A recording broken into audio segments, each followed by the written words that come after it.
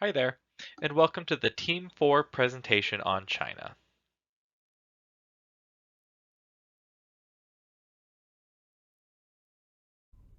Hello, this is Clinton Root from Team 4. Our presentation's on China.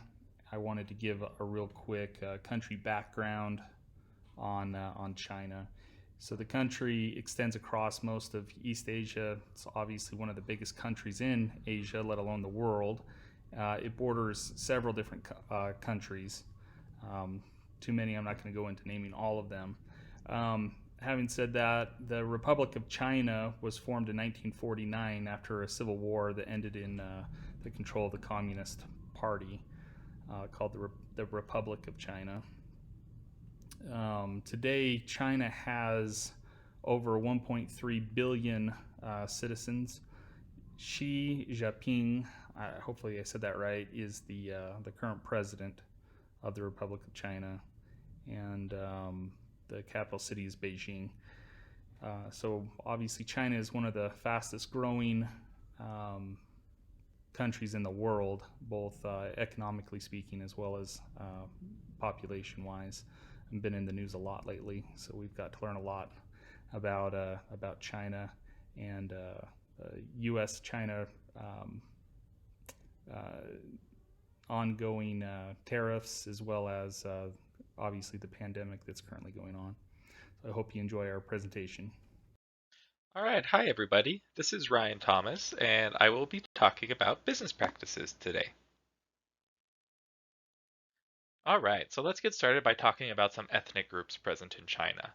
China, as an extremely large landmass located in Asia, with that population of over 1.346 billion people, has one distinct ethnic group and a collection of other small ethnicities that cumulatively represent China. The largest ethnic group present in China is the Han Chinese, and they account for 91.6% of the population. Next, the Zhuang Chinese, with a representation percentage of 1.3%, are the second largest distinct ethnicity present.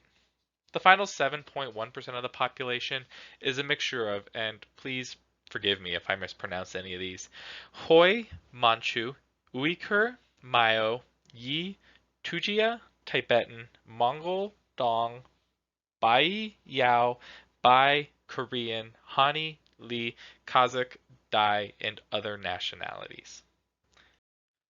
According to Dr. Cohen from the University of St. Thomas in Minnesota, due to the large size of China, there are many local governments that operate with some degree of autonomy. And because of this, there are many languages that can be encountered in China. Standard Chinese, or Mandarin, is the official language in China, but Putonghua and Yu, or Cantonese, Wu, or Shanghaiese, Minbai, Minnan, Shang, Gong, and Hakka dialects are also present and tend to be centralized around the various portions of China that they hail from. For example, Zhuang is the official language in the Guangxi Zhuang, while Yu is the official language in Guangdong. It is important for businesses to remember that China is a large place with a very large population that dictates how business will be ran. Depending on what portion of the country a business decides to enter, any number of different Chinese language or dialects can be encountered. So in China, Chinese children can expect a school life expectancy on average of about 14 years, and this was the same for both males and females. Literacy, or the ability to read and write by age 15 in China, is 96.8%, and that came out to be 98.5% for males and 95.2% for females, according to the CIA Factbook. Businesses moving to China will find an educated and literate workforce that is well equipped to staff any role that they may need. Now let's talk about the average work week for a worker in China. China does have a comprehensive legal framework that defines the rights and obligations of employers and employees, and it contains clear provisions on employment contracts, working hours, payment of wages, benefits, and termination of employment. For example, all employers in China are required to conclude a written employment contract with employees. An employment contract shall specify the term of the contract, the job description, the place of work, the working hours, rest and leave breaks, labor remuneration, and work safety projections. And these are just a few things that these contracts must have, but they must have these contracts, which is why that the rest and leave portions are kind of determined on who you're actually making a contract with. The standard working week in China is 40 hours a week, and that is what is expected of workers, and overtime should not exceed 3 hours a day or 36 hours per month.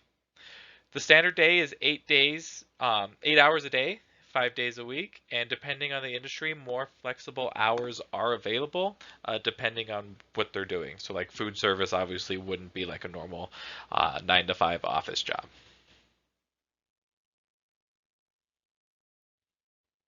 Let's talk about some fun facts in China. The yuan is the monetary standard in China, and according to data compiled by the Morningstar for currency and Coinbase for cryptocurrency, the yuan is equal to 0.14 US dollars. China is in the China Standard Time Zone, which places it 8 hours ahead of Greenwich Mean Time, and China doesn't actually follow daylight savings time.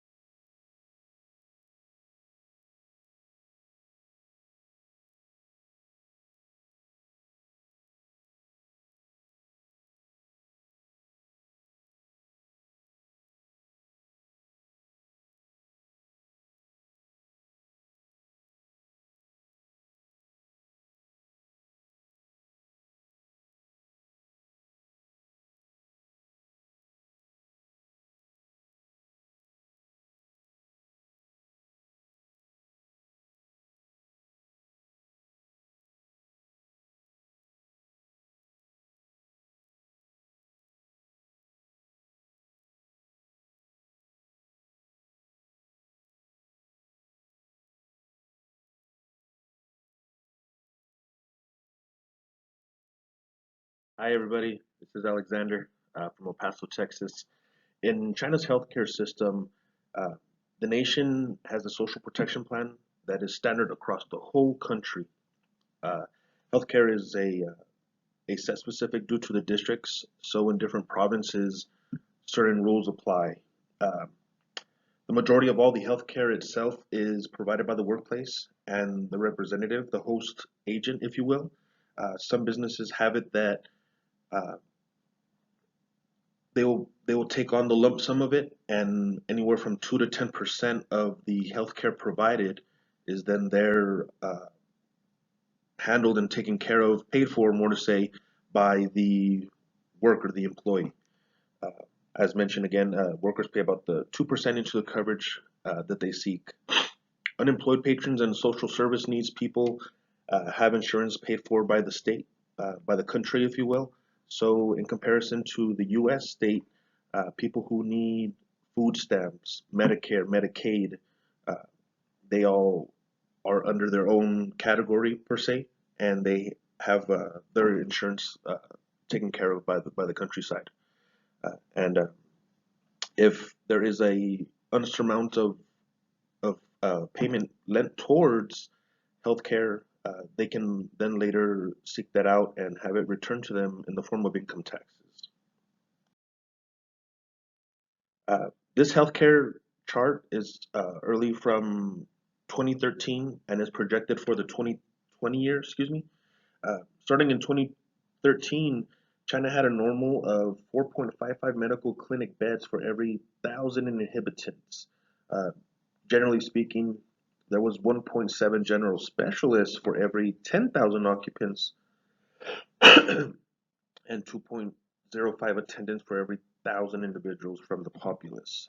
Uh, this rule is planned for expanding the number of medical caretakers to 3.14 per 1,000 individuals by the 2020 expected year.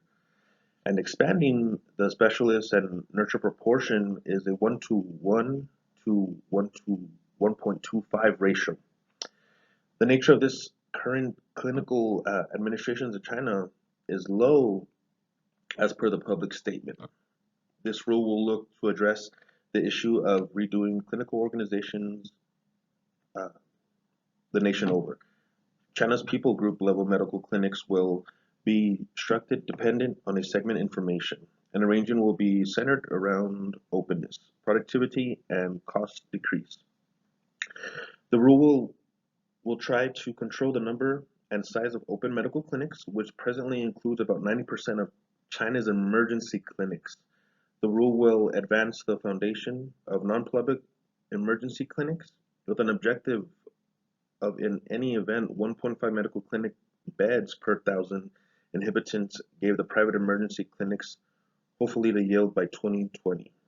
This would rise to an open private medical clinic bed proportion, a 3:1 ratio, and that's as per Helio in 2015.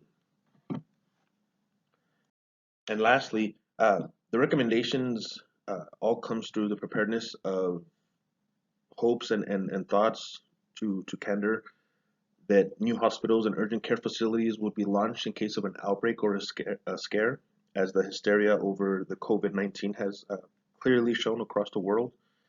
Uh, I recommend having sought out funding from healthcare lobbyists, investors, and shareholders, solely the government and state officials to back that up. Uh, I propose having used bonds for builds because, again, following bullet two, investors, shareholders, and the government have great influence on that. And that can range out through almost all county lines, all provinces, and in other countries, and especially in the China world. I propose a free healthcare uh, with tax raises and incentives, and as to why.